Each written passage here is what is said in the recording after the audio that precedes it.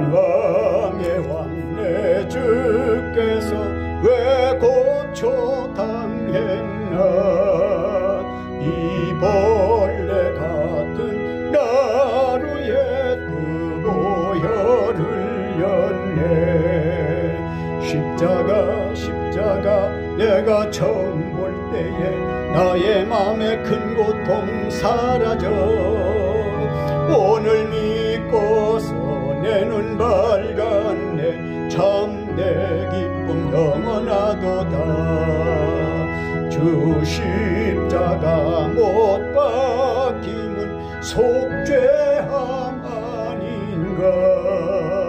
그 긍휼함과 그 은혜 말할 수 없도다. 십자가 내가 처음 볼 때에 나의 맘에 큰 고통 사라져. 오늘 믿고서 내 눈 밝았네. 참내 기쁨 영원하도다. 늘어도 그 은혜 다 갚을 수 없네. 나 주님께 몸 바쳐서 주의 일 힘쓰리. 십자가 내가 처음 볼 때에 나의 맘에 큰 고통 사라져.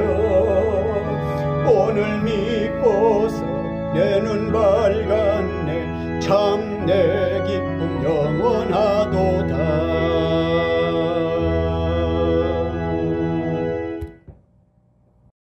살아계신 하나님의 말씀은 베드로전서 4장 1절로 3절 말씀이 되겠습니다. 그리스도께서 이미 육체의 고난을 받으셨으니 너희도 같은 마음으로 갑옷을 삼으라. 이는 육체의 고난을 받은 자는 죄를 그쳤음이니 그 후로는 다시 사람의 정욕을 따르지 않고 하나님의 뜻을 따라 육체에 남은 때를 살게 하려 함이라.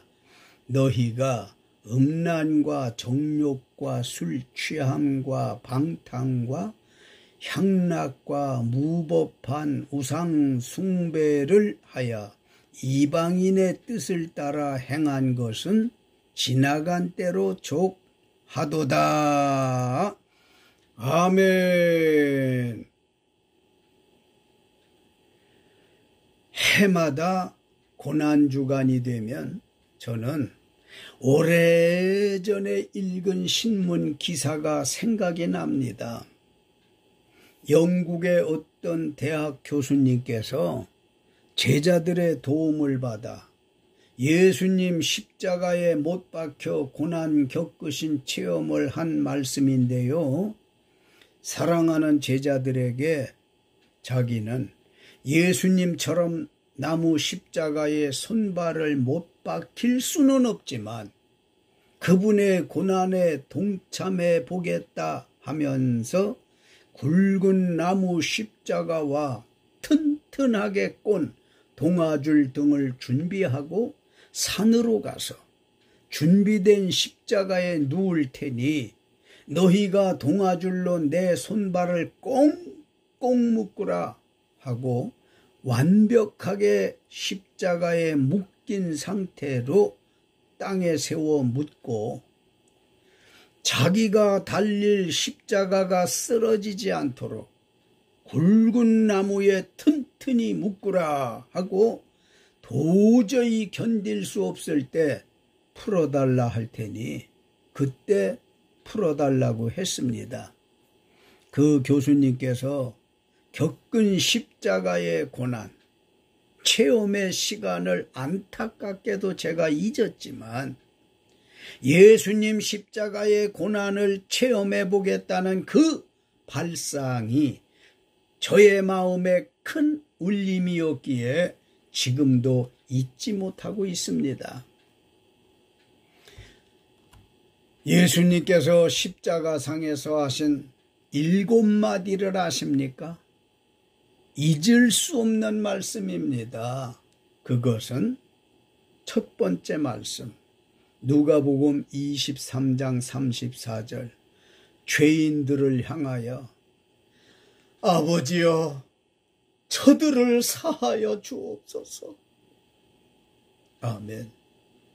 두 번째 말씀, 누가복음 23장 41절로 43절, 예수님과 함께 못 박힌 우편 강도가 빈정대는 좌측 강도에게 하는 말이, 우리는 우리가 행한 일에 상당한 보응을 받는 것이니 이에 당연하거니와 예수님이 행한 것은 옳지 않은 것이 없느니라 하고, 예수여 당신의 나라에 임하실 때에 나를 기억하소서 하니, 예수께서 이르시되 내가 진실로 네게 이르노니 오늘 네가 나와 함께 낙원에 있으리라.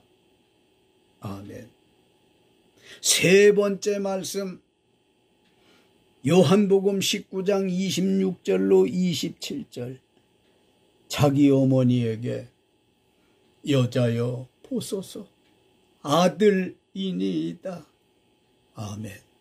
네 번째 말씀, 마태복음 27장 46절, 엘리 엘리 라마 사박다니, 이는 곧 나의 하나님 나의 하나님 어찌하여 나를 버리셨나이까 하는 뜻입니다. 다섯 번째 말씀, 요한복음 19장 28절, 내가 목마르다. 아멘. 여섯 번째 말씀, 요한복음 19장 30절, 다 이루었다. 아멘.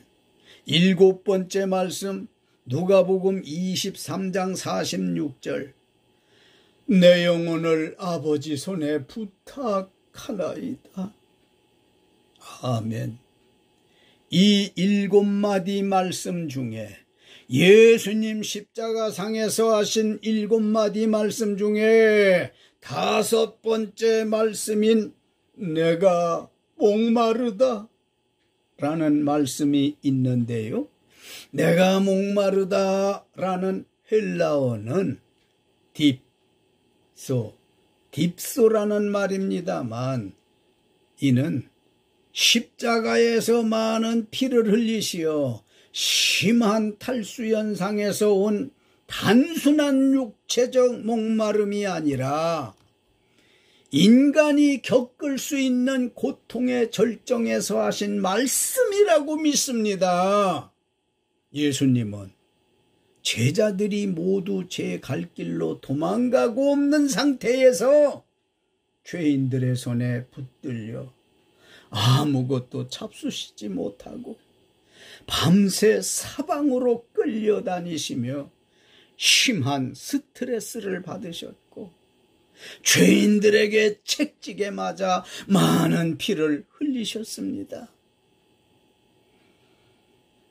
로마의 역사가이며 신학자였던 요세비우스의 기록에 의하면 예수님은 정맥이 드러나고 근육과 근골과 내장 일부가 노출되었으며 죽기 직전까지 구타를 당했다고 합니다. 사람의 몸은 70%가 물인데 육체에서 2%의 수분이 빠지면 갈증을 느끼고 15%의 수분이 빠지면 죽는다는 겁니다. 70kg의 성인은 5리터의 피가 있는데요, 40% 이상의 피가 빠지면 죽는답니다. 예수님이 고난 겪고 돌아가신 것은 의학적 용어로 저혈량 쇼크, 즉 피가 부족하여 목이 말라 죽으신 것이었습니다. 예수님은 십자가에 달리시기 전에 위독한 상태에서 6시간 만에 돌아가셨습니다. 오 주여, 대체로 많은 사람은 고난 겪으면 무조건 두려워하고 무서워하고 싫어합니다. 성경에 보면 고난은 유익한 점이 많이 있기에 고난의 유익이라는 말씀으로 은혜를 나누시겠습니다. 사랑하는 성도 여러분, 그리고 유튜브 가족 여러분, 고난 없이 사는 사람이 있을까요? 고난이란 괴로울 고, 어려울 난이라는 뜻인데, 이런 고난 없는 분이 계시겠습니까? 저는 한 분도 없다고 믿습니다. 하나님 말씀인 성경의 고난이라는 단어가 구약의 55회, 신약의 65회, 합 120회 기록되었습니다. 성경의 고난이라는 단어가 120회 기록되어 있는 중에 맨 처음 기록된 곳은 창세기 31장 40절로 42절. 외삼촌 라반이 생질 야곱의 품삯을 10번이나 바꾸어 야곱에게 고난이 있었다는 말씀이 성경에 처음으로 기록되었으며, 맨 나중에 기록된 곳은 요한계시록 14장 10절로 11절, 두 구절에서 한 차례씩 두 차례 기록되어 있습니다. 하나님 멀리하고 세상에 빠져 마귀 따르는 것을 영적 음행으로 간주하여 하나님 진노의 심판을 받아 거룩한 천사들 앞과 어린 양 앞에서 불과 유황으로 고난을 받아 영원한 지옥의 형벌받게 될 것이라는 말씀이 기록되어 있습니다. 성경의 고난이라는 단어에 처음 쓰인 곳은 창세기 31장 42절이고요. 마지막 쓰인 곳은 요한계시록 14장 10절로 11절 말씀입니다. 그래서 오늘은 고난의 유익이라는 제목으로 피차 은혜를 나누도록 하시겠습니다. 베드로전서 4장 1절로 3절 본문 말씀인데요. 그리스도께서 이미 육체의 고난을 받으셨으니 너희도 같은 마음으로 갑옷을 삼으라. 이는 육체의 고난을 받은 자가 죄를 그쳤음이니 그 후로는 다시 사람의 정욕을 따르지 않고 하나님의 뜻을 따라 육체에 남은 때를 살게 하려 함이라.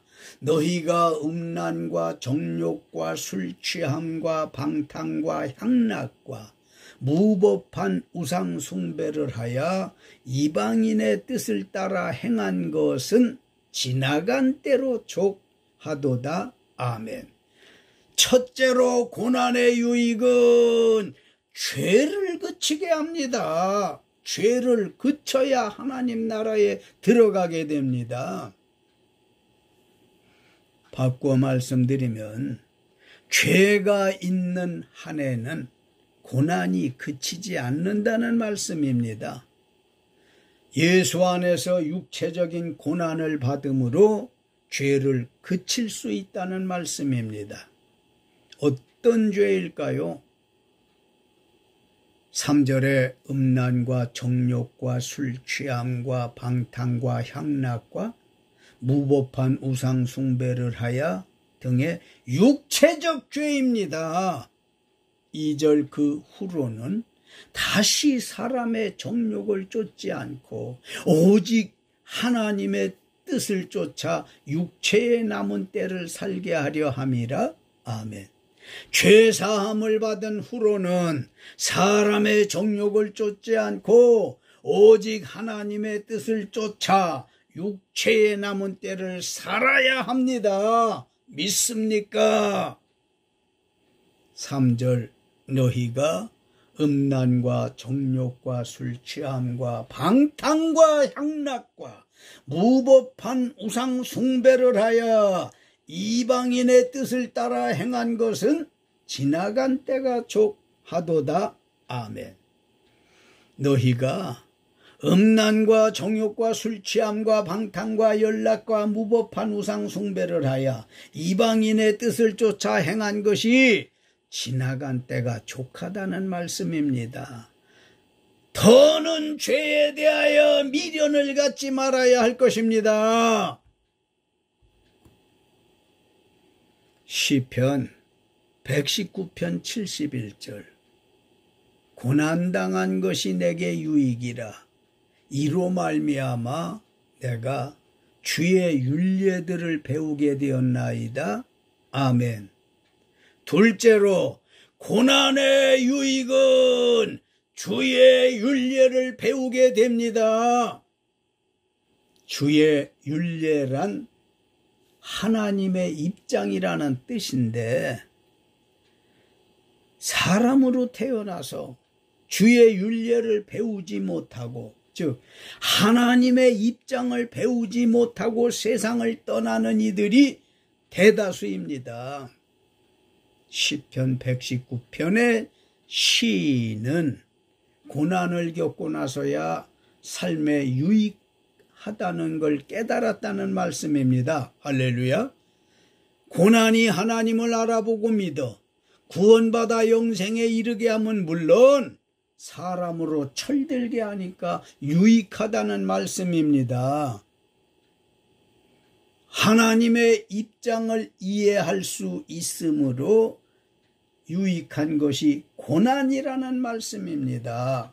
그러므로 고난을 벗삼아 사는 삶도 괜찮습니다. 시편 119편 67절에서 고난당하기 전에는 내가 그릇 행하였더니 이젠 주의 말씀을 지킨다 했습니다. 유익하기 때문 아닙니까? 히브리서 2장 18절 그가 시험을 받아 고난을 당하셨은즉 시험 받는 자들을 능히 도우실 수 있느니라. 아멘. 셋째로 고난의 유익은 예수님께서 시험을 받아 고난을 당하셨은즉 시험 받는 자들을 능히 도와주십니다. 요나서 2장 1절로 2절 요나가 물고기 뱃속에서 고난당할 때 그의 부르짖음을 들으시고 능히 도우사 바닷가에 토해 살려줬고요.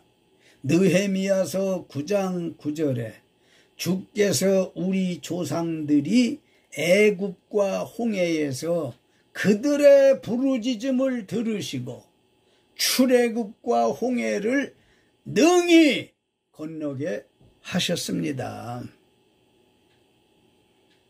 고린도 후서 1장 8절로 10절 사도 바울은 형제들아 우리가 아시아에서 당한 환난을 너희가 모르기를 원하지 아니하노니 힘에 겹도록 심한 고난을 당하여 살 소망까지 끊어지고 우리는 우리 자신이 사형 선고를 받은 줄 알았으니 이는 우리로 자기를 의지하지 말고 오직 죽은 자를 다시 살리시는 하나님만 의지하게 하심이라.